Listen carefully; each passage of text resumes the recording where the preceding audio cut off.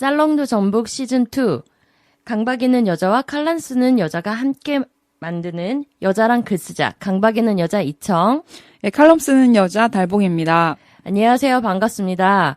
오늘은 저번 시간에도 살짝 예고를 해드렸는데요. 저희랑 글쓰기 모임을 같이 하고 계시는 옹이님이 이 자리에 함께 오셨습니다. 옹이님 반갑습니다. 반갑습니다. 와, 반갑습니다. 짝짝짝짝짝. 저희는 저번 시간에 간단히 저희 소개를 했는데 옹이님도 간단히 자기소개를 해주시면 좋을 것 같습니다. 늦은 나이에 요즘 나무와 사랑에 푹 빠진 옹이라고 합니다. 나무의 사랑에 빠졌다는 거는 어떤 의미인가요? 요즘 목공일을 하고 있는데 또 이제 돈벌이를 해야 한다고 생각하니까 뭘 해야겠더라고요. 그래서 요즘 유아숲 체험 지도사 공부를 하고 있는데 우와. 거기도 숲에 가는 거거든요. 그래서 숲을 많이 가다 보니까 나무가 주는 어떤 그 기운들이 너무 좋더라고요. 그래서 숲도 가고 목공에서는 또 나무로 만들기도 하고 그러니까 하루 종일 나무하고 같이 있는 느낌이에요. 어딜 가지 않아도 암모니요. 근데 집에 있는 화분은 다. 집에 있는 화분도 너무 많아서 다른 분들께 지금 입양을 보내고 있습니다. 예, 그렇죠. 입양을 제가 또 한 2그루 네. 받았죠. 예. 네네. 근데 왜 이렇게 마음이 개운할까요? 보내는데. 근데 소문에 의하면 또 줄인 만큼 다시 뭐 들이신다는 소문이 있던데. 이게 남들이 그렇게 주면 또 걔가 버려질까봐 또 집에 좀 조금씩 쌓아놓고 또 있어요.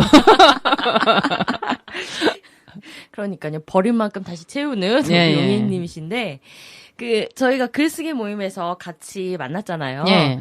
근데 봄봄의 글쓰기를 어떻게 시작하시게 된 거예요?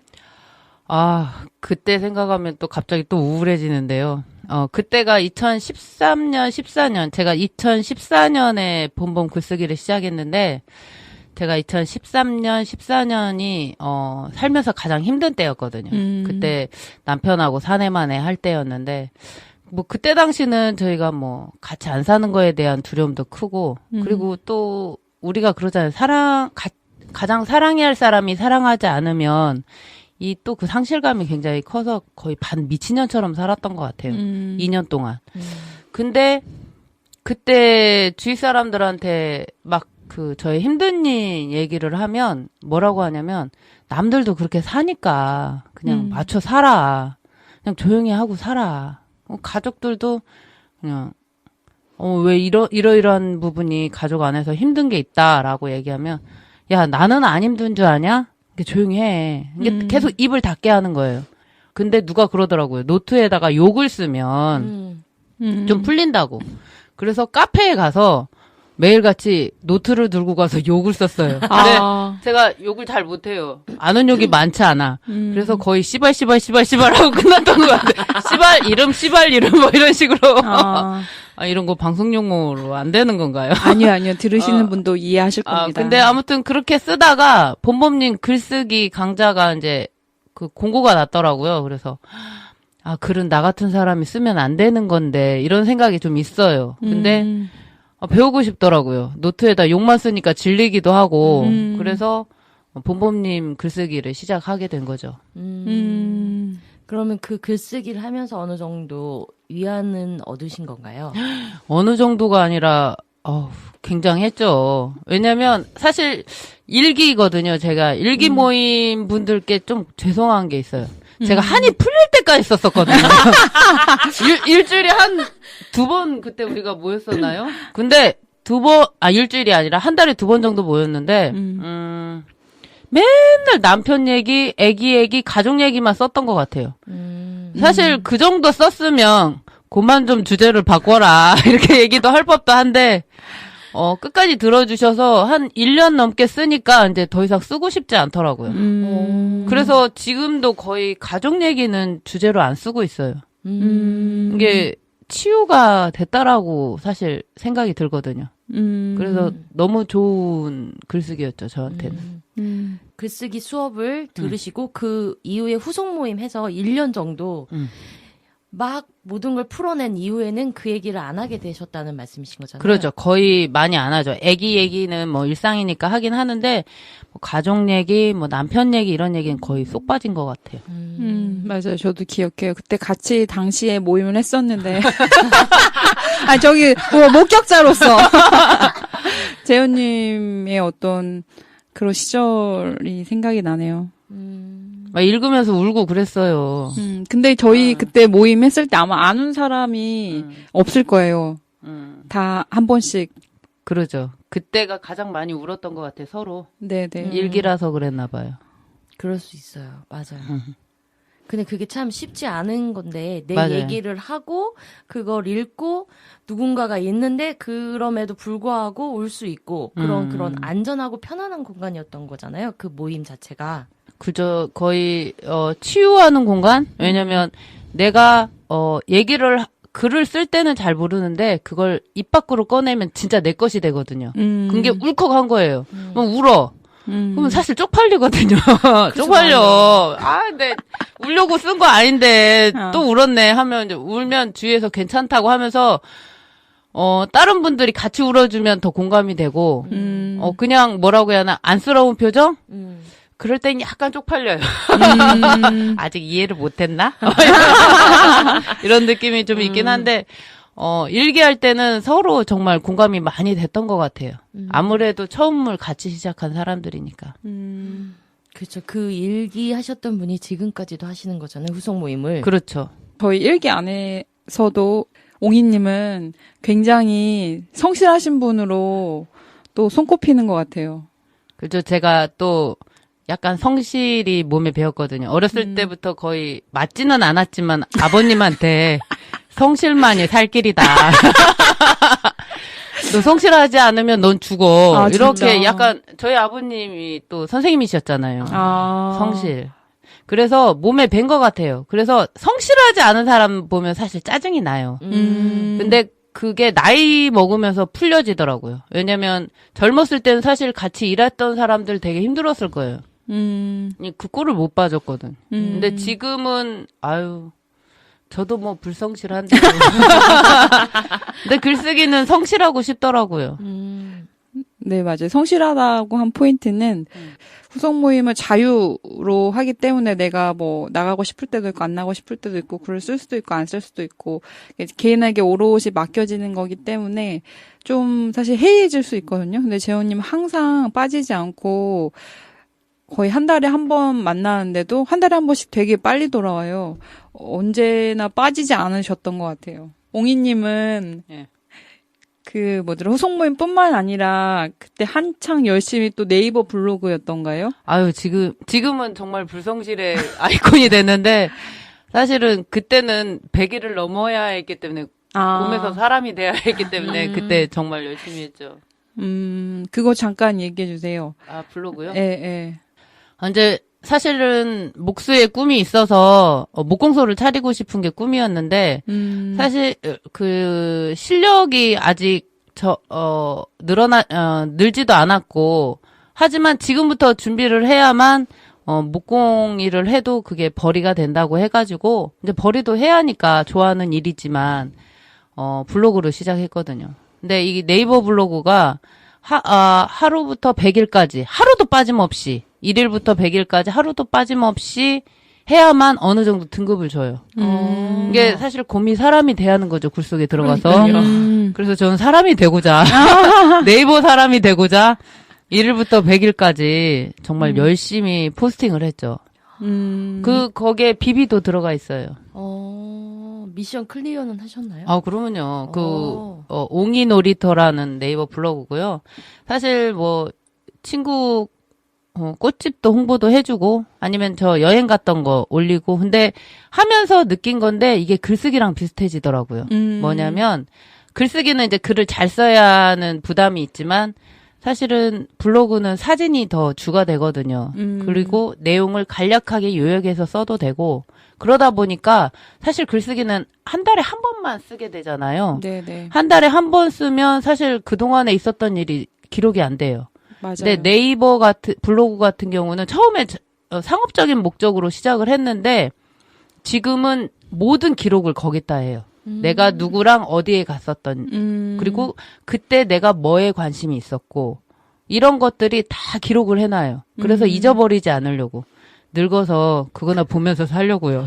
아, 그러면 개인적으로 일기를 마치 블로그에 쓰시는 거랑 똑같은 걸까요? 아니요, 개인적 일기는 어려워요. 왜냐면 개인적인 내용이 들어가면 이게 또 덤비는 사람들이 많아요. 아. 왜냐면 내용을 파악하다 보면 이제 또 여성이고 이러다 보니까 그렇게는 안 하고 만약에 어디에 놀러 갔을 때 놀러 가서 어떤 느낌이었는지 그리고 친구들이 있었는지 어떤 장소였는지 거기를 다음에 또 갈 때는 어떻게 가면 거기를 찾을 수 있는지 뭐 이런 기록 정도? 근데 계속 그게 쌓여가니까 너무 좋더라고요. 그래서 다시 가고 싶을 때는 꼭 제 블로그를 제가 검색해요. 어디 갔었지? 거기가 어디였더라? 예, 그렇죠. 뭐 이렇게. 그래갖고 차로 어디로 가면 이게 1시간 반 거리였구나. 아니면 이때 얘랑 갔었는데 이번에도 얘랑 한번 갔다 올까? 뭐 이런 느낌? 그러면 지금 네이버 블로그랑 인스타랑 연동이 되어 있는 건가요? 그렇죠. 그러니까 네이버에 쓰는 게 인스타. 아니요. 참 인스타는 연동은 된데 내용이 그쪽으로 옮겨가지는 않고 원래 페이스북하고 연동이 돼 있는데 페이스북은 너무 많은 사람들이 보니까 좀 부담스럽더라고요. 그래서 인스타는 사진만 올라가니까 그래서 그냥 인스타에다가 사진하고 간단한 내용은 올리고 따로 네이버 블로그는 공들여서 좀 하는 편이에요. 왜냐면 사진이 많이 올라가야 하니까. 그렇구나. 열심히 하트는 누르고 있는데. 감사해요. 많이 눌러주세요. 옹이 놀이터. 이 깨알 홍보. 그러니까요. 아니, 저도 이렇게 사람마다 그 글쓰기에 대한 갈증이 올라올 때가 있잖아요. 네. 그래서 사실 글쓰기 모이면 한 달에 한 번씩 쓰니까, 옹이님이 말씀하셨던 것처럼 이게, 계속적인 글쓰기가 안 되고, 또 일기는 너무 사적인 공간이라서 뭔가 해이해지고, 근데 또 블로그에 쓰려고 했는데 이게 검열이 계속 되더라고요. 검열이 되고 뭔가 넣고 빼고 이렇게 되니까 또 그것으로부터 자유롭지 않아가지고 저는 잘 안 됐던 경험들이 좀 있거든요. 그러면 다음에 브런치를 제가 추천해드려요. 왜냐면 사실 브런치는 익명으로도 되고 그리고 저도 거기에다가는 제 인데까지 글쓰기를 초반에 다 넣어놨거든요. 이게 사실 뭐 남편 얘기, 뭐 내 얘기, 뭐 이런 것들을 다 올려놔도 그 사람이 내가 누군지 몰라. 그러니까 사실은 뭐 그걸 지금 여기 네이버 블로그 하면서 사실 그 한 1, 2년을 못 했는데 그전에는 쭉 했던 것 같아요. 그래서 그냥 그 사람들은 내가 누군지 잘 몰라. 그러니까 내가 어떤 내용을 써도 좋은 것이 브런치인 거예요. 근데 또 제가 알고 있기로는 브런치는 조건이 있다고 알고 있거든요. 그 글을 써서 브런치 팀에다 보내야 돼요. 그래서 너는 작가로서 괜찮아. 이 정도 글쓰기면 괜찮아. 라고 하면 이제 그 사람들이 방을 내주는 거예요. 그래서 근데 꼭 작가가 아니라 그림, 뭐 사진 이런 것도 다 마찬가지거든요. 내용이 있으면 그 내용을 보내요. 그러면 나 이 주제로 앞으로 쓰겠다라고 하면 브런치 팀에서 오케이를 해줘요. 그러면 내 방이 생기는 거야. 그러면 거기다가 계속 쓰는데 뭐 저도 됐는데 뭐 여러분들도 될 거 칼럼까지 쓰시는 충분히 가능합니다. 칼럼 쓰는 여자. 근데 이제 제가 칼럼을 6월 달까지 지금 저번 주 토요일 날 제가 원고를 넘겼는데 이제 끝났어요. 이제 더 이상 저를 뭐라고 불러야 될지. 왜요? 그 브런치에다 칼럼 쓰는 여자. 그치. 제목을 칼럼 쓰는 여자로 해가지고 칼럼을 계속 쓰셔도 돼요. 그 좋은 아이디어네요. 네, 맞아요. 네, 좋은 아이디어 실천력과는 별개일 수 있습니다. 글쓰기를 망설이시는 분들이라면 혹시 이 팟캐를 들으시는 분들이라면 브런치 참고할 만한 정보 같아요. 예. 그러니까요. 익명으로 쓸 수 있다는 건 처음 알았어요. 맞아요. 그러면 이렇게 글쓰기 모임을 하면서 치유의 과정을 거치셨잖아요. 그러면서 느낀 점이 있으실까요? 지금까지 쭉 하게 된 원동력. 숙제처럼 하신다고는 했는데 그거 말고. 제가 글쓰기를 하는 원동력이라기보다는 글쓰기의 의미? 나한테 어떤 의미냐면 이런 것 같아요. 내 자신한테 우선 집중이 가능해요. 글을 쓰려면. 이게 내 목소리에, 내 내면의 목소리에 집중하지 않으면 글 쓰기가 어렵거든요. 어떤 문제가 있거나 어떤 상황을 쓸 때, 너는 어떻게 생각해? 그걸 내가 나한테 물어봐야 돼요. 이게 우선 나한테 물어보고, 두 번째는 그 얘기를 밖으로 꺼내게 되는 거죠. 글이라는 걸로. 근데 사실 우리 글쓰기가 좋은 게 그걸 또 말로 읽잖아요. 그러면 완전 제 거가 되는 거예요. 그래서 어떤 감동이나 아니면 이런 치유하는 과정이 생기는 것 같거든요. 사실 저는 이런 부분이 너무 좋았던 것 같아요. 내 안에, 이게 우리가 여자로서 제가 40 후반인데, 제 주위에 나이 40 후반의 여자분들하고 친구들이 되게 많아요. 근데 그 여자분들은 하나같이 자기 목소리를 줄이는 법만 배웠지, 밖으로 꺼내는 법을 못 배웠어요. 특히 글쓰기라는 거는 특별한 사람만 하는 건 줄 알거든요. 근데 이 글쓰기를 하다 보면 이 안에 있는 것들이 이게 그냥 내 투정이 아니었구나, 내 소리였구나라는 걸 인지하게 되고 그걸 밖으로 쓰면서 자기 자신을 다독이게 되는 거죠. 괜찮아. 이렇게 되고 그리고 그걸 내 입으로 이제 말하게 되는 시점이 되더라고요. 이게 그전에는 내 얘기를 말로 했다는 거는 어떤 주장 같은 거, 어떤 사건의 이슈에 대해서 주장하는 거는 내 목소리를 냈지만 사실 내 일상에 있어서 내 목소리를 내긴 쉽지 않거든요. 집에서도 조용해라, 뭐 가족 안에서도 조용해라, 아이를 키울 때도 조용해야 돼. 아이가 상처받을까봐. 뭐 여러 가지를 하여튼 여자들은 입 닫고 살아야 돼요, 사실. 가족이나 뭐 일상 안에서, 회사 안에서도 하물며. 이렇게 뭔가를 건의하는 사람은 분위기 흐트리는 사람. 채만 오면 이렇게 분위기가 어두워져. 왜냐면 일을 만들거든. 이런 것들이 있어서 계속 입을 닫으라고 하는 이런 상황에서 저도 그랬거든요. 직장 다닐 때나. 근데 이 글쓰기를 통해서 말이 많아져요. 한 가지 흠은 말이 많아져. 왜냐면 내 소리를 내기 시작하니까 너무 신이 나는 거예요. 옹알이를 마친 아이가 이제 자기 언어로 말을 하기 시작할 때 얼마나 신나겠어요. 그런 거 같은 거죠. 그전에는 속에서 옹알옹알 했던 것들이 언어가 돼서 밖으로 나오는 거예요. 그게 너무 좋은 거예요. 그러니까 이런 글쓰기는 계속 해야지, 아니면 또 어느 순간에 습관적으로 입을 닫게 되는 순간이 올 것 같아서 글쓰기는 계속 해야 하지 않을까, 나한테. 이런 의미가 있는 거죠, 저한테. 그러면 지금 계속 후속 모임을 하시고 계시고, 그랬을 때 지금 멤버들이 계속 기수가 늘어날 때마다 새로운 분들이 오시잖아요. 예. 그러면서 변화된 멤버들 안에서 나의 글쓰기의 내용이나 이런 거는 신경이 안 쓰이시나요? 저는 원래 처음 시작할 때부터 리얼하게 시작했어요.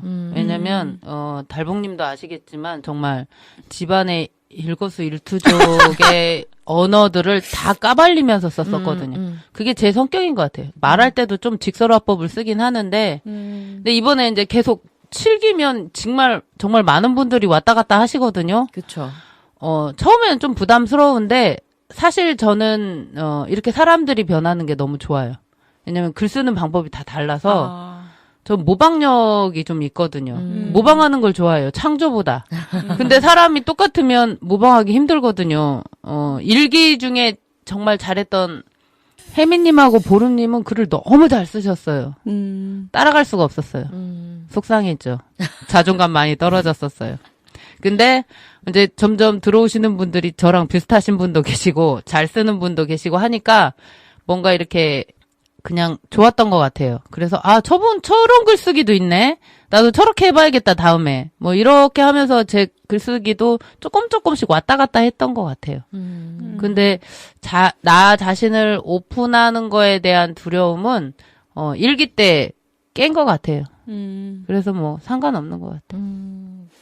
진짜 일기 멤버들이 좋았나 봐요. 그러니까 애쓰셨죠. 근데 아마 그거는 저희가 꾸준히 그 모임을 했기 때문에 저희 멤버로만 한 2년 했었던가요? 2년 하고 책 냈던가요? 거의 3년째 3년? 때 책을 냈던 것 같아요. 그래서 아마 그 3년간의 시간이 굉장히 이 검열하는 것으로부터 좀 자유로워져서 이미 또 자기 안에 어떤 그 최초의 흑역사 있잖아요. 그런 것들을 많이 개방해서 이후에는 조금 더 편안해지지 않았나 싶은 생각도 들어요. 그죠. 저만 아마 오픈했으면 하다가 말았을 거예요. 음. 근데 멤버들이 다 했거든요. 그래서 그런 지점은 되게 좋은 경험이죠. 근데 아까 말씀하셨던 것 중에 의미에 대해서 되게 좀 인상 깊은 게 있는데, 이게 말을 함으로써 그것이 내 말이 된다라고 하는 과정에 대해서 그 말이 좀 전 인상적인 것 같아요. 그러니까 우리가 발화의 과정이라고 하는 게 아까 그 옹이님이 말씀해 주셨던 것처럼 뭐 여자들은 조용해야 된다, 뭐 여자들은 시끄러우면 안 된다, 뭐 암탉이 울면 그런 속담처럼 뭐 집안이 망한다, 뭐 이런 것처럼 굉장히 여자들의 목소리를 제거하는 방식이 많잖아요. 근데 말을 함으로써 그리고 그 말을 적극적으로 수용하고 경청할 만한 사람이 일단 신뢰 안에서 내 말이 다시 내 것이 된다라고 하는 지점이 되게 좀 약간 울컥하기도 하고 너무 감동스럽기도 하고 그런 지점에 대해서 되게 잘 얘기해 주신 것 같고 그리고 또 한 가지는 그게 투정이 아니라 굉장히 나의 일상 안에서 그러니까 어떤 주의 주장이 아니라 나의 일상 안에서 있는 언어들이 사실은 거의 우리의 삶의 전부잖아요. 뭐 주의 주장은 필요할 때도 있지만 그게 항상 일어나는 일은 아니기 때문에 뭔가 의미 있는 말하기다라고 하는 지점에 있어서 너무 주옥 같은 말씀들을 많이 해주시네. 저는 지금 옹이님이 하신 말씀들을 이게 다 글쓰기로 뭐 하고 싶다 이런 그 생각도 문득문득 드네요. 저도 그 부분은 공감을 해요. 달봉님이 얘기한 거. 그러니까 그렇게까지는 생각을 못 했었거든요. 그러면서 이게 또 이런 식으로 나한테 다시 체화되고 그렇게 되는구나라고 생각하니까 그럼 그 과정이 내가 느꼈던 것보다 더 증폭되는 느낌이 들기는 했던 것 같아요. 역시 저희가 오늘 게스트 섭외를 아주 잘했습니다. 그러니까요. 잘하셨습니다. 자화 자체는 시간 좋습니다. 그렇습니다. 네네. 아, 저희가 저번 시간에 저희끼리는 얘기를 했는데요. 나의 글쓰기 역사에 대해서 언제 글을 썼다는 기억이 있었어요? 처음으로 나의 얘기를 쓴 얘기. 저도 저번 이야기를 들었는데, 저도 뭐, 초등학교나 중학교 때는 숙제로 일기를 썼던 것 같아요. 근데 그때는 일기가 아니라 숙제였던 것 같아요. 아무 기억도 안 나요. 뭔 내용을 썼는지도 기억이 안 나요. 근데 저한테, 내 속에 있는 걸 쓰기 시작한 게 고등학교 때였어요. 그때가 고등학교가 저기 지금 옛날 성은여고 그때 당시 거기가 위치가 어디냐면 전주대 근처예요. 이게 저희 집이 평화동이었거든요. 이게 굉장히 먼 거리죠. 스쿨버스 한 번 놓치면 가기 막막한. 버스도 지금은 순환버스가 있었지만 그때는 없었으니까. 그러니까 사실은 되게 힘든 길인데 제가 아침잠이 많아요. 아버님께서 성실하지 않은 친구를 별로 안 좋아하거든요. 아침에 늦잠 자는 딸내미가 그렇게 미우신 거예요. 그래서 깨워도 잘 안 일어나고 일어나도 그 한참을 앉아있는 애 있죠. 속 터지는 애. 그런 애였어요. 근데 저희 아버지가 약간 저한테는 언어폭력적으로 느껴졌던 지점이 있었어요. 아침마다. 그 부분에 대해서. 그래서 그런 일이 매일같이 일어날 때마다 저녁에 와서 썼던 것 같아요. 왜 너는 아침에 이렇게 못 일어나는 거니? 너는 왜 아빠가 싫어하는 뭐 그런 것들을 하는 거니? 너는 왜 시험 공부를 못하니? 뭐 이런 식으로 공부 좀 해라. 제발 열심히 하자. 아침에 좀 일어나자.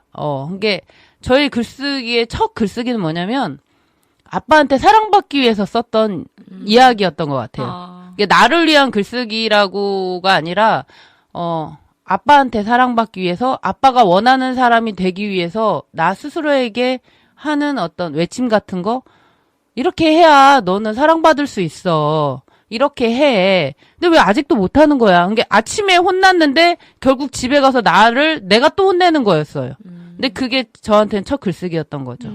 그게 말하자면 일기였던 거죠. 스스로. 근데 일기를 쓰면서도 늘 그랬던 것 같아요. 그게 대학 때까지 이어졌는데 대학 때도 그랬어요. 왜 너는 일기가 내용이 늘 같아? 쓸면서도. 왜 너는 늘 이야기가 같아. 근데 왜 같냐면 이제 아빠를 벗어나서 밖에 나오면 선배도 있고 선생님도 있고 뭐 직장이면 직장 생활 그 상사도 있는데 인정받기 위해서 사랑받기 위해서 끊임없이 나를 채근했던 과정이 글쓰기였던 것 같아요. 이렇게 잘 해보자. 사실은 나 스스로가 발전하기 위해서 쓰는 글쓰기였지만 지나고 보면 아빠의 사랑이 처음이었고 뭐 사랑하는 사람, 뭐 좋아하는 사람 아니면 선배 뭐 교수 누군가한테 인정받기 위해서 나 스스로를 저녁에 가서 채근하는 과정이 글쓰기가 아니었나. 그래서 늘 만족스럽지 않았던 것 같아요. 글쓰기가. 그런 글쓰기는 해소된다기보다는 나의 자존감을 낮추는 역할을 그렇죠. 하잖아요. 근데 쓸 때는 그걸 내 개발이라고 생각하면서 썼던 거거든요. 나를 독려한다. 그렇죠. 동료죠. 왜냐면 이렇게 하면 너는 사랑받을 수 있어. 말이 지금 사랑과 인정이라는 표현이지. 이렇게 하면 넌 잘 살 수 있어. 이렇게 해봐. 근데 사실 나는 그건 힘든 거거든요. 사실 아침잠 많은 거는 유전이라고도 나와요. 아, 진짜. 아니, 아버지 유전인가요? 저희 아버지는 부지런하시는 분이라니까요. 어머니 유전으로 그런가 봐요. 근데 아무튼 이런 근데 그래서 그런가 저는 아이가 아침잠이 많거든요. 근데 아침에 꼭 그 상처가 있어서 안아주고 깨워요. 안아주고 깨우고 사랑한다고 말해주고 깨워주고 그리고 늦었잖아요. 걔도 저랑 똑같이 앉아 있어요. 깨우면 속 터져요. 진짜 입에서 욕이 줄줄줄 나오는데도 얘기하죠. 이게 저의 억눌림이라고 할까. 이거 일기에다 쓰죠. 이제 나중에. 근데 이제 그만 일어나라. 뭐 이렇게 하는 거죠. 어금니 깨물어요. 그렇죠. 어금니 깨물어도 그 미운 감정은 없는 것 같아요. 왜냐면 그게 상처가 될 수 있다라는 걸 아니까 굳이 그렇게까지 얘를 하고 싶지 않아요. 지가 늦으면 뭐 늦는 거지 이제. 근데 그렇게 하는 거죠. 갑자기 생각이 났는데 아드님이 초등학교 때 같은 초등학교에 잠깐 근무하실 때가 있었잖아요. 아드님이랑. 맞아. 그때 에피소드가 갑자기 생각나는데 두 분이 한 버스를 같이 타러 가는데 엄마만 탄 거야. 근데 아들이 타지 못했는데 엄마가 아들한테 손을 흔들면서 먼저 가셨다는 얘기를 잠깐 스치네요. 예. 내가 뛰라고 했거든. 내가 뛰라고 했어. 근데 걔가 여전히 천천히 걸어오더라고. 근데 버스가 진짜 눈앞에 보이는 거여 갖고 제가 버스를 막기도 했어요. 진짜 목숨을 내놓고 막았는데도 지가 걸어오더라고. 그래서 이건 아니다. 나 목숨을 바쳤는데. 그래서 아저씨 출발 했죠. 그랬더니 그 다음에 변화가 있었나요? 그러죠. 같이 뛰죠. 이게 굉장히 좋은 학습력이거든요. 맞아요. 엄마는 나를 절대 기다려줄 거다. 떠나는 버스는 기다려주지 않는다. 그렇죠. 그래서 뭐 도착하고 나서 막 난리죠. 막 눈을 부릅뜨고 그러길래 그건 버스 아저씨가 갔다. 이렇게 얘기를 하죠. 나는 충분히 잡으려고 했었다. 그러면요. 나는 여전히 널 사랑한다. 너 어쩌겠냐. 그 아저씨는 먹고 살아야 하는데. 뭐 이런 식으로 얘기를 했던 것 같아요. 근데 너무 다정하시다. 이렇게 일어날 때 이렇게 안아주면서 그러니까요. 사랑해. 이렇게. 왜냐면 자기 전에는 사실 모든 일과를 마치고 저희 조카가 있는데 저희 언니도 맨날 사랑해 축복해 이렇게 저희 조카한테 얘기해 주는데 아침에는 알짤 없거든요. 일어나! 이렇게. 이게 그런 거죠. 저희 아들도 그러더라고요. 엄마, 아침에 깨울 때 초반엔 저도 욕을 했죠. 그랬더니 아침에 깨울 때 좀 이쁜 말로 해주면 안 될까? 이러는데 그 상처가 딱 떠오르더라고요. 얘도 나중에 나이 들면 그게 상처가 될 수 있겠구나 싶어서 아침에 가면 옆에 누워서 아직 고등학교 2학년인데도 꼭 껴안아주고 얘기해주고 사랑해 하면 고개 끄덕이고 이래요. 근데 이제 그게 아침에 그렇게 길 수는 없잖아요. 그러니까 일어나라고 하죠. 그러면 두 번 얘기하죠. 내가 좋은 말로 했다. 그러니 너도 좋게 일어나려고 노력해라. 근데 걔가 요가 자세로 계속 있는 거죠. 이렇게 어깨 쭉 펴고 그러면 조용히 귀를 잡습니다. 말은 하지 않고. 그러면 애가 질질 끌려오죠. 그게 늘 아름다운 만큼은 아니죠. 그래도 처음은 아름답게 시작한다는 그렇죠. 거. 처음은 맞아요, 아름답게. 맞아요. 첫 기억은. 근데 지금 저희가 계속 얘기를 하고 있는데 여성과 글쓰기에 대해서 계속 어떻게 생각하는지에서 얘기를 하고 있잖아요. 그러면서 나의 치유의 과정이 된 거고 그걸로 인해서 어느 정도 내 안에 있던 앙금 뭐 이런 것도 털어낼 수 있었고 그러시잖아요. 그러면 지금의 글쓰기는 초반에는 나의 안에 있는 걸 털어내는 과정이었다면 지금은 어떤 과정의 글쓰기를 하시고 계신가요? 처음에는 나 자신한테 집중하기 위해서 썼다라고 글을 썼었어요. 그때는. 근데 지금은 왜란 질문이 있을 때 많이 쓰는 것 같아요. 왜냐면 저는 성격 자체가 나를 설득하면 괜찮거든요. 근데 내가 설득이 안 되면 이해가 안 되면 그걸 되게 혼란스러워하는 것 같아요. 그래서 제 꿈이 원래 나이 들면서 좋은 어른이 되자. 이런 거거든요. 직립보행도 있지만, 좋은 어른이 되자. 사실 지금도 찾고 있어요. 주위에 좋은 어른. 근데 사실 저도 어른이거든요. 누구한테 가보면. 좋은 어른이 되기 위해서 어떻게 살 것인가에 대한 고민이 있어야 하는데, 내가 설득되지 않거나 이해되지 않은 것들을 반복할 수는 없잖아요. 그러니까, 왜라는 질문이 있을 때 글을 막 쓰고 싶은 막 영감이 떠올려요. 막 손가락들이. 왜냐면 그냥 욕 쓰듯이 막 미친 듯이 쓰는 것 같아요. 두서 없이 막 쓰다가 다시 한번 쭉 읽어봐요. 그러면 조금씩 내가 이걸 이렇게 생각했네. 너 옹이 이건 아닌데 이런 생각이 좀 드는 거예요. 그리고 어느 시점이 쭉쭉 줄거리를 써다 보면 이해되는 지점이 돼요. 상대방이나 내가. 그럴 때 정리를 하면서 이제 한 번은 막 쓰고 두 번째는 정리, 세 번째 정리하다 보면 내 생각도 점점 정리가 되는 거. 그걸 되게 좋아해요. 정리되는 거. 생각이 정리되는 거.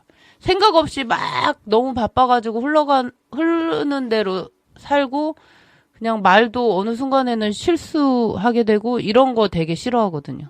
왜냐면 그 한 번 실수한 것들이 남한테 상처를 줄 수 있으니까 그런 경험이 있다 보니까 내가 말을 잘못했을 때 아니면 왜란 질문이 있을 때 그때 글을 많이 썼던 것 같아요. 그리고 요즘은 꽂히는 거에 좀 쓰는 것 같아요. 며칠 전에도 미니멀리즘을 썼던 것 같고 멍 때리기를 썼던 것 같거든요.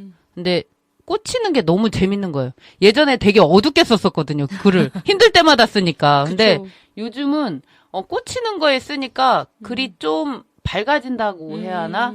내가 이거에 꽂혀 있구나. 몰랐어요. 멍 때리기 글을 쓸 때도 내가 왜 멍 때리는 거 되게 싫어했거든요. 성실해야 되니까. 불성실해 보이잖아. 아침에 그렇게 오랜 시간을. 근데 멍을 때리는 걸 글로 써보니까 내가 정말 좋은 걸 하고 있더라고요. 그래서 그것도 그렇고 미니멀리즘도 진짜 머릿속에 뱅뱅 돌았거든요. 왜 내가 여기에 이렇게 미치도록 집중을 하고 있는가. 근데 써보니까 너무 좋은 거예요. 잘했어. 뭐 이런 느낌? 그런 재미로 요즘은 또 글을 쓰는 것 같아요. 글 쓰는 게 갈수록 바뀌고 있는 것 같아요. 나를 설득하는 과정에서 글을 쓰시면서 지금에 꽂혀 있는 건 미니멀 그리고 멍 때리기. 미니멀과 멍 때리기 같은 맥락인 것 같은데 비워내는 거잖아요. 맞아요. 둘 다. 네. 그러다 보니까 거기에 집중하는 이유가 뭘까 갑자기 궁금해지는데. 멍 때리기는 제가 미니멀하고 같이 간다는 생각은 못 했어요. 이번에 글을 쓰면서 느꼈던 거고, 그걸 내 자신을 비워낸다고 생각하지는 않았던 것 같아요. 글 쓸 때도. 그냥 뭐라고 해야 하나? 왜 나는 멍을 때리지? 그 긴 시간을? 신기하다. 근데 그때는 이러이러한 생각을 해. 근데 하고 나니까 괜찮네? 하루가 괜찮네? 라는 내용의 글이었거든요. 근데 그걸 또 이제 읽고 글쓰기 모임에서 같이 읽고 토론을 하다 보니까 그게 어디 명상 과정에 있는 거래요. 그 멍 때리고 그렇게 자기가 하고 싶은 생각들을 끊임없이 그냥 올라오게 놔두는 것들이. 근데 저 아침마다 그걸 하고 있거든요. 정말 불성실하게. 근데 그렇게 피드백이 오고 또 내 글을 읽어보고 또 하니까 좋더라고요. 그래서 요즘은 뭐 그거에 대한 죄책감 없이 아주 편하게 멍을 때리고 있습니다. 뭔가 재현님을 보니까 근대적 인간에서 탈근대적 인간으로 변화하는 과정. 그런 것 같아요. 아버지의 명령으로부터 벗어나 그러군요.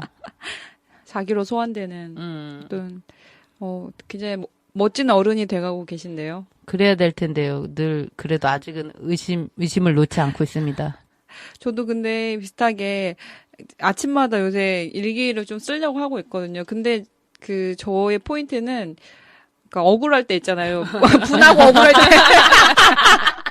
그러니까 지난 어제 일어났던 분하고 억울했던 이 일이 저의 지금 글쓰기 동기가 주로 되거든요. 근데 재현님처럼 그러니까 무언가로부터 나를 이렇게 벗어나기 위해서 한 게 아니라 내가 그냥 꽂히는 거, 쓰고 싶은 거 그런 식의 글쓰기 전환되는 지점들이 되게 부럽기도 하고 그랬을 때 조금 더 뭔가 내가 하고 싶은 거 이런 것들에 대해서도 잘 생각이 날 것 같아서 지금 재현님의 에너지가 굉장히 올라와 있구나라는 생각도 좀 들기도 하네요. 맞아요. 이게 요즘 제 친구들 40대 후반 친구들을 만나면 공통점이 뭐냐면 하고 싶은 게 없어요. 여행을 가고 싶은데 갈 수 없어요. 왜냐면 자기가 이게 먹고 사는 거에 너무 지금 요즘 힘들잖아요. 이 직장을 놓지 않고 아니면 이 가게를 놓지 않고 살기 위해서 오직 거기에다만 집중을 하다 보니까 개인의 일상이 하나도 없어진 거예요. 근데 예전에 제 친구 중에 하나가 놀기 좋아하고 사람 만나는 거 좋아하고 돈 쓰는 거 좋아하고 버는 족족 썼던 애가 있었어요. 근데 걔도 가족은 있었는데 이제 경기가 어려워지다 보니까 어떻게 되냐면 모든 자기의 일상을 다 죽이는 거예요. 그리고 오로지 돈 벌고 그걸 저축하거나 그걸 쪼개서 쓰는 거에만 집중하다 보니까 내가 뭘 원하는지 그리고 내가 하고 싶은 게 뭔지가 없어지는 거예요.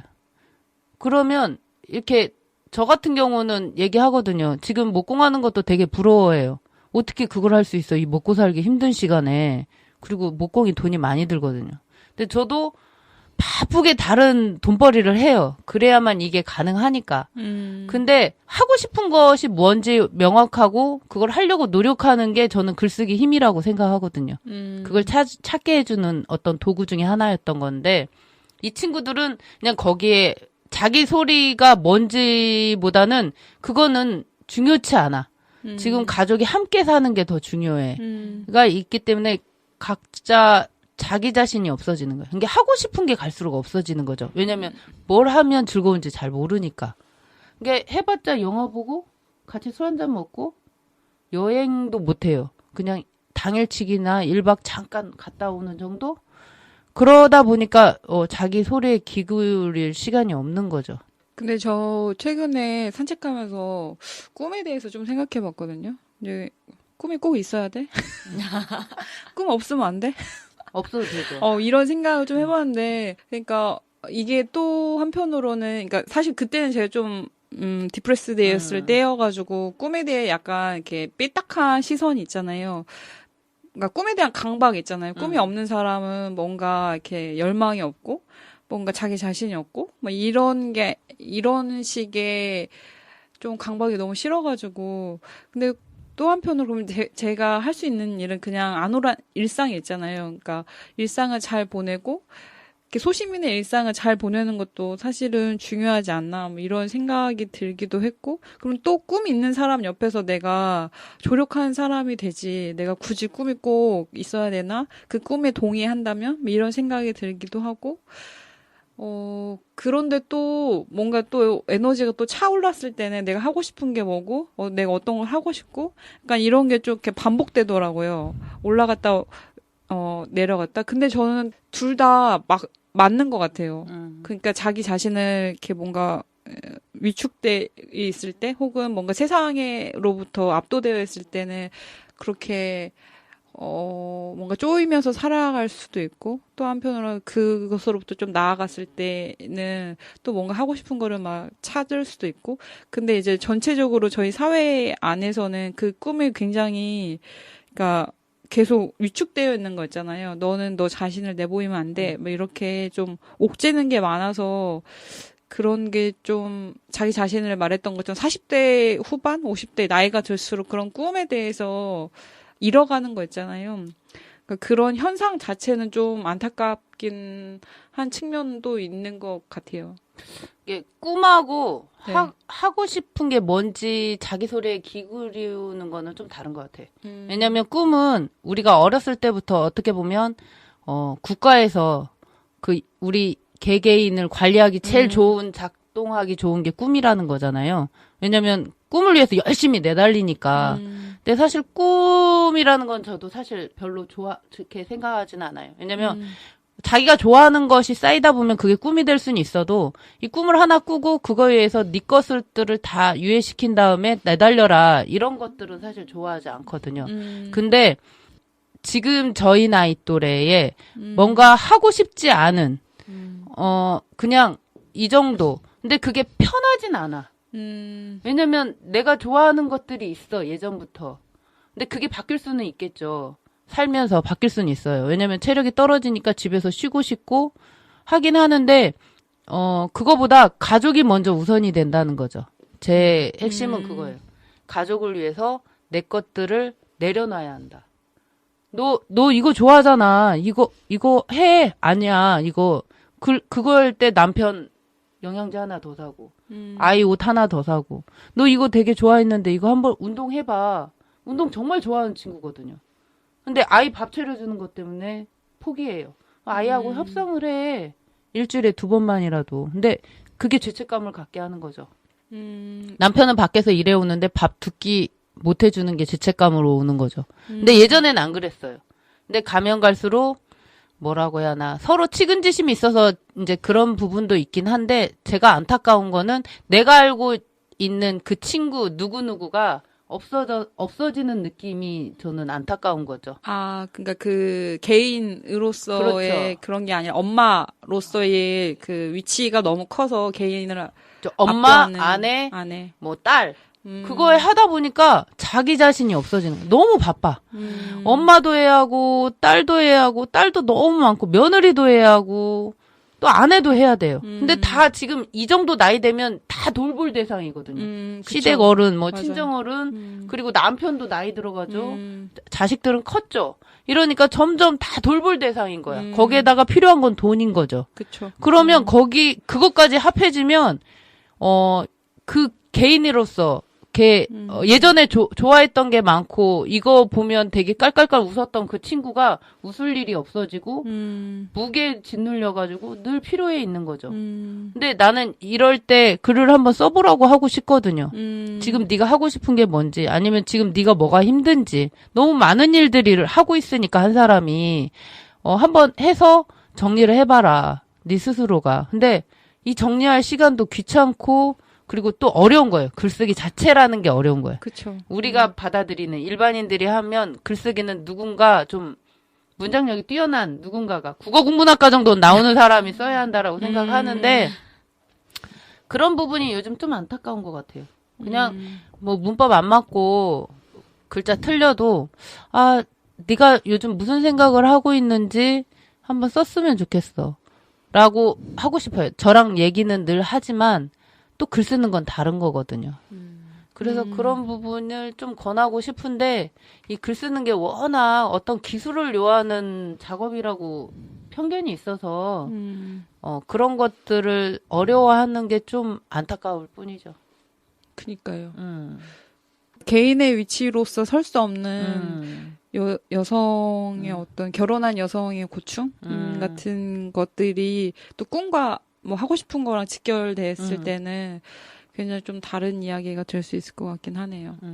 굉장히 무게 있는 얘기를. 그러니까. 아니, 굉장히, 근데 굉장히 중요한 얘기 같아요. 뼈 때리는 이야기가 아마 이 방송을 듣는, 결혼하신 분들이라면 그런 고충에 대해서 충분히 이해하실 수 있을 것 같아요. 근데 그거는 결혼했든 안 했든 맞아요. 그거랑은 상관없는 네. 것 같기는 해요. 맞아요. 요즘에 혹시 읽으시는 책이나 여성 작가 책 중에 기억에 남는 작품은 있으신가요? 다들 아마 저를 알고 계신 분들은 다 아실 거예요. 제가 책 읽는 걸 얼마나 싫어하는지. 아, 의외의 모습. 네, 저희 아들도 깜짝 놀래요. 어떻게 한 권을 한 달 넘게 가지고 있냐고. 원래 정독하는 스타일이고요. 소설 진짜 싫어해요. 성질이 급해가지고 처음 한 10페이지 읽으면 뒷장 읽기 시작해요. 그러니까 이제 맥락을 잘 모르게 되고 어떤 숙제가 있을 때마다 읽었던 것 같아요. 소설은. 근데 여성 작가로 뽑자면 저는 공지영 작가를 책은 좀 읽었던 것 같아요. 왜냐면 그때 2013년, 14년 그때 다른 사람들이 다 나보러 참고 살으라고 할 때 그냥 조용히 너만 조용하면 모두가 행복하니까 그렇게 살으라고 할 때 유일하게 그렇게 안 살아도 좋다라고 글에 쓰신 분이 공지영 작가였던 것 같아요. 너 힘든 거 내가 다 알아. 그러니까 괜찮아. 그렇게 안 살아도 괜찮아라고 써줬고 그리고 너를 할 것이다. 맞아요. 그 책도 저희 엄마는 사실 저한테 그런 얘기 잘 안 해주시거든요. 그냥 다른 사람하고 똑같아요. 왜냐면 오랫동안 그렇게 사셨던 분이라 그냥 좀 참고 살아. 애 키우는데 그것도 못 살아? 그러면 어떻게 살 거야? 뭐 이런 식으로. 나도 그렇게 살았어. 남들하고 온 게 똑같은 얘기를 나한테 해주셨는데 공지영 작가가 딸한테 쓴 내용을 보면 나도 이런 글 너무 받고 싶다. 그리고 그 글을 읽고 있으면 꼭 이렇게 나한테 써주는 것 같아가지고 나도 그러면 난 이렇게 살아볼 거야. 그런 위로를 되게 많이 받았던 것 같아요. 그리고 상처라는 게 되게 뭐라고 해야 하나 어둡잖아요. 어둡고 숨기고 싶고. 근데 그 상처를 안고 잘 살아도 괜찮다라고 얘기했던 게 공지영 작가였던 것 같아요. 그래서 제 친구가 남편이 바람이 나가지고 되게 힘든 시절이 있었는데 그 공지영 작가 책을 권했던 것 같아요. 우선 갈라서라고 얘기를 한 다음에. 근데 저도 비슷해요. 저도 저희 언니가 한창 그 이혼 고민할 때 괜찮다. 공지영도 3번 이혼했다.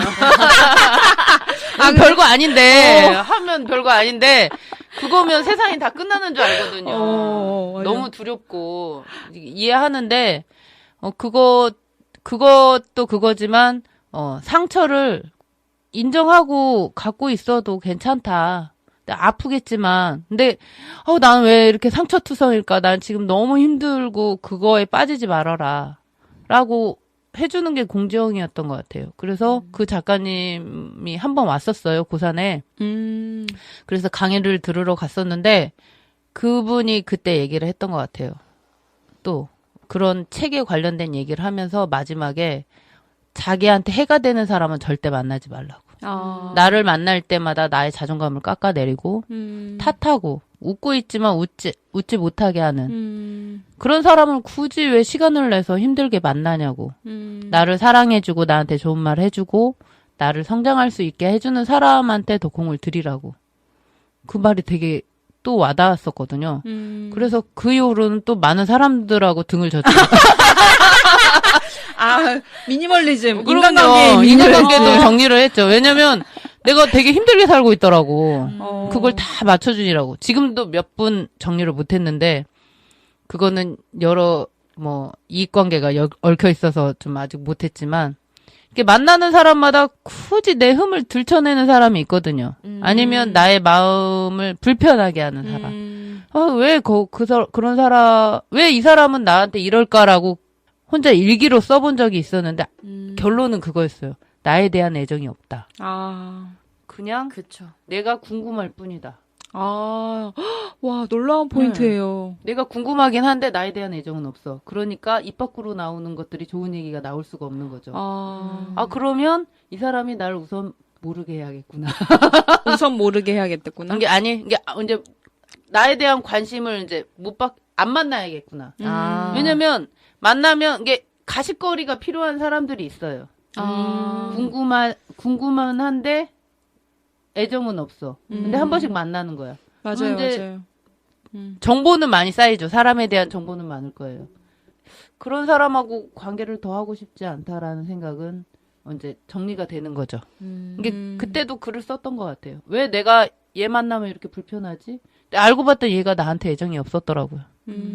그래서 이럴 때는 과감하게 정리를 해야겠구나. 그래서 공정 작가님은 참 저한테 삶에 많은 것들을 주신 분 같아요.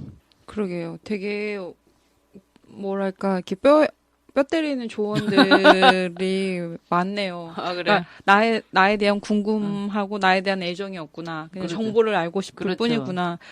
사실 저 또한 누군가한테 그러지 않았나.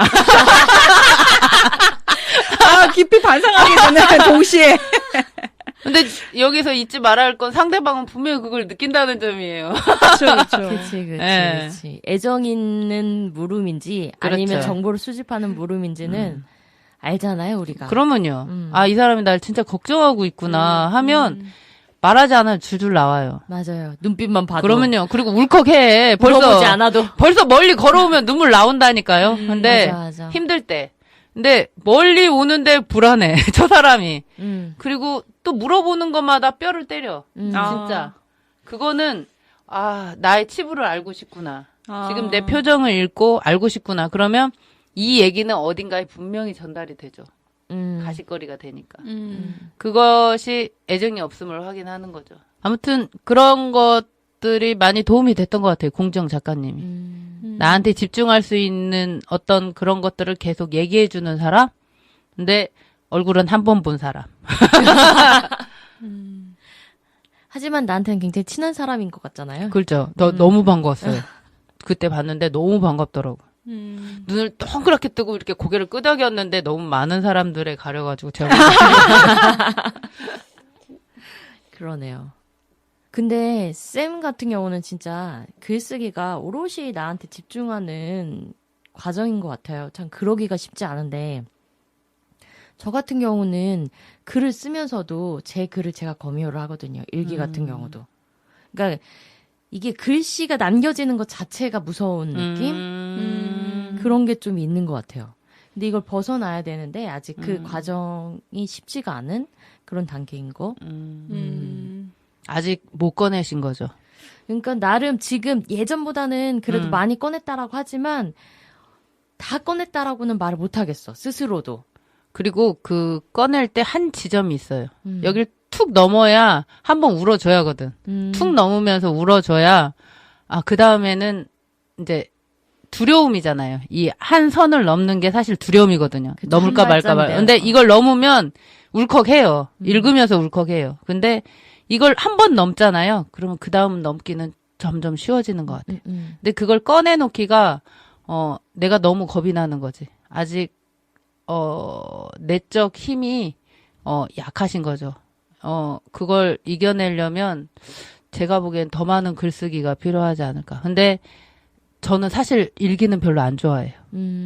나한테 쓰는 일기는 치유라기보다는 나하고 하는 얘기인데 그러면 넘어서기가 어렵더라고요. 예전에 고등학교 때, 대학교 때 썼던 그런 글쓰기가 있어서 그런지 저한테는 지금도 내 스스로 글을 쓰면 스스로한테 계속 체근하는 느낌이 들어요. 왜 이거 아직도 이런 부분에 네가 힘들어해. 이런 건데 사실 그런 글쓰기는 쓰고 싶지 않거든요. 괜찮아.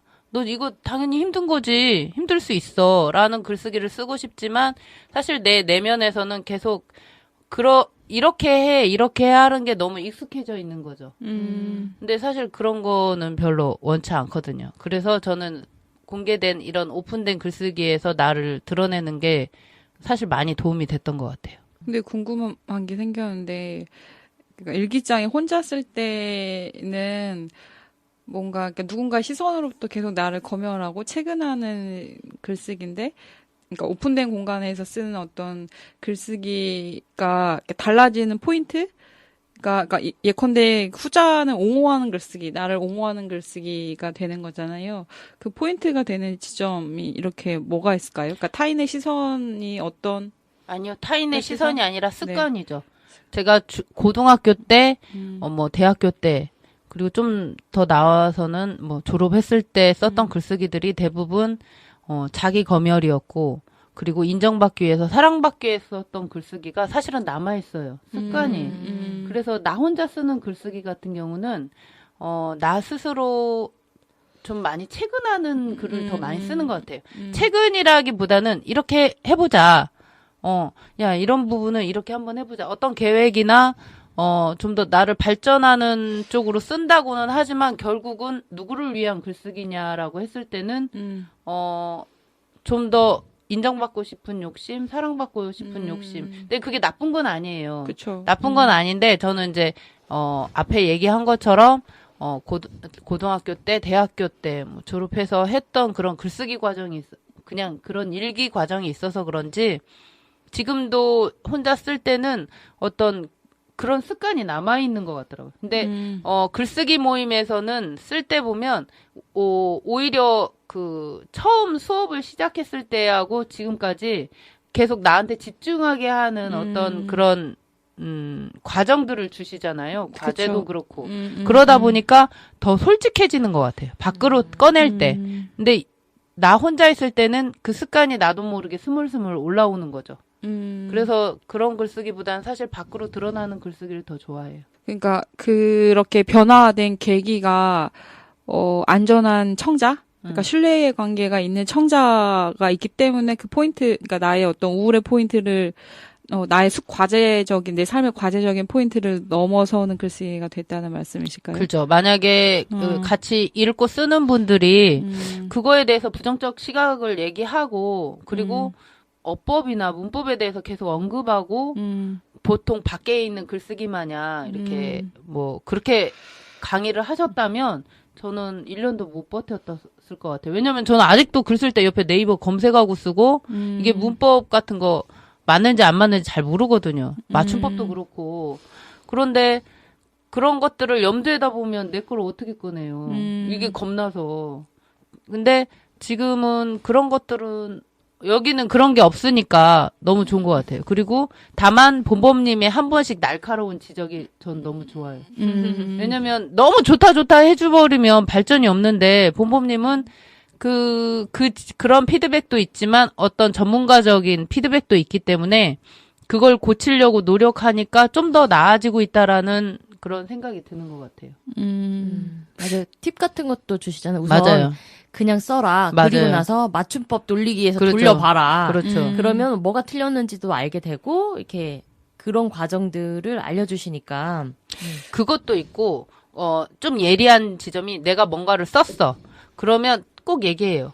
근데 왜 이런 감정이 들었을까요? 이렇게 한번 툭 해요. 맞아요. 그러면 그러게요. 이러면 한번 써보세요. 그러면 그거를 쓰게 되더라고요.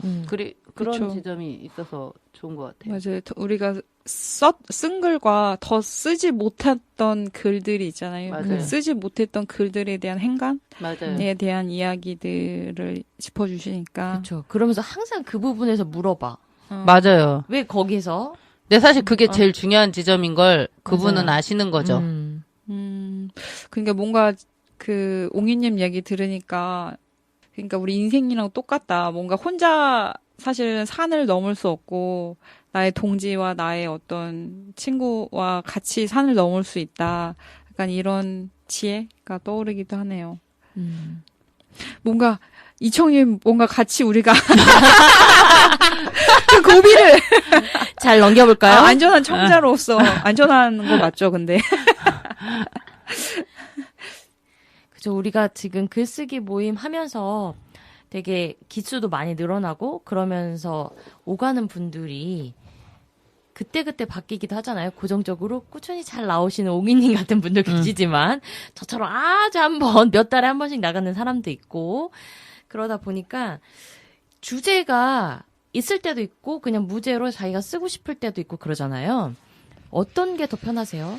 주제가 있을 때는 거기에 집중하게 되는 지점이 있는 것 같아요. 사실 무관심했는데 그 주제가 딱 오면 거기에 집중하잖아요. 글을 쓰려고. 그래서 그런 지점은 좋지만 주제가 있으면 한 가지 안 좋은 점은 저 같은 경우는 되게 바른 사람이라 그 주제가 꼭 들어가야 돼요. 단어가 한 단어로 들어가야 되고. 은유가 안 돼, 은유가. 은유가 안 돼. 그래가지고 맨날 결국은 그 주제를 꼭 만들어내요. 그래서 혼나거든요, 한 번씩. 그러니까 예컨대 식물이야, 주제가. 식물! 단어가 들어가. 꼭 들어가야 돼. 이게 핸드폰 하면 핸드폰이 딱 내 들어가야 되고. 그 핸드폰도 있었어요. 이게 그런 게 저는 좀 어려운 것 같아요. 근데 꽂히면 쓰는데 꽂히지 않았는데 주제로 나왔는데 거기에 집중을 하고 있는데 생각이 안 나. 그럴 때는 되게 힘들었던 것 같긴 한데 이제 집중할 수 있다는 어떤 그런 지점은 좋고 자유 글쓰기는 좋은 것 같아요. 그냥 뭐라고 해나 그때그때 제가 관심 있는 거에 집중을 해서 쓰게 되니까 그건 좋긴 하는데 한 가지 아쉬운 점은 뭐냐면 주제가 있을 때는 한 가지 주제를 가지고 진짜 다르게 표현하거든요. 그 멤버들이. 정말 신기해요. 그 경험은. 와, 이 사람 이렇게 생각하네. 저 사람은 저렇게 생각하는구나. 사실 살면서 그럴 일이 별로 없잖아요.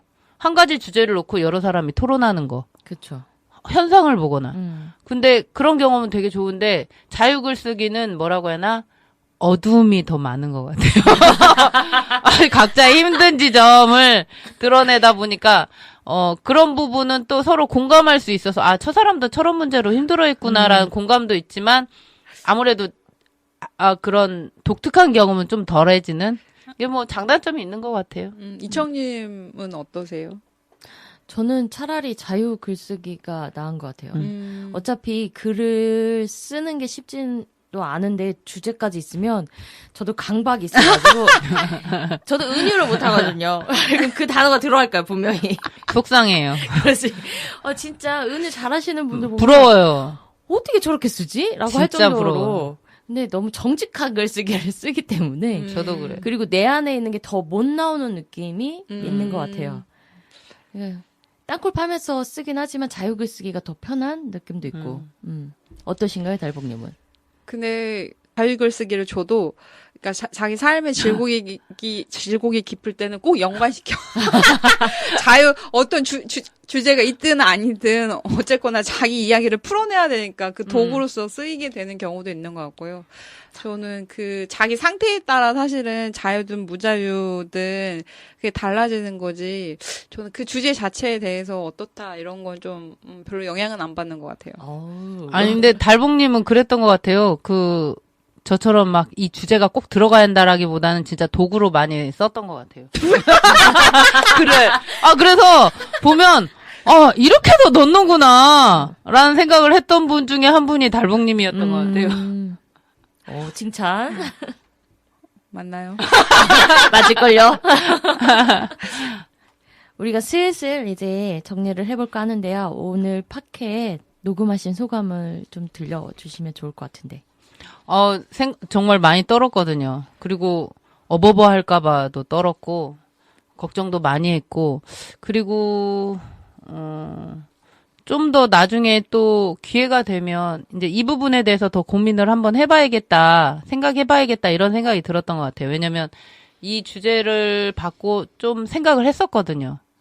그래서 나름 또 어느 정도 생각이 정리되는 지점도 있었고, 이걸 글쓰기를 해도 참 좋겠다 이런 생각이 들었고 이렇게 오니까 너무 편하게 해주셔가지고 사실은 어버버도 안 되고 꼭 그 동네 꽃집 마실 나온 것 마냥 편하게 얘기했던 것 같아요. 그래서 좋은 시간이었던 것 같습니다.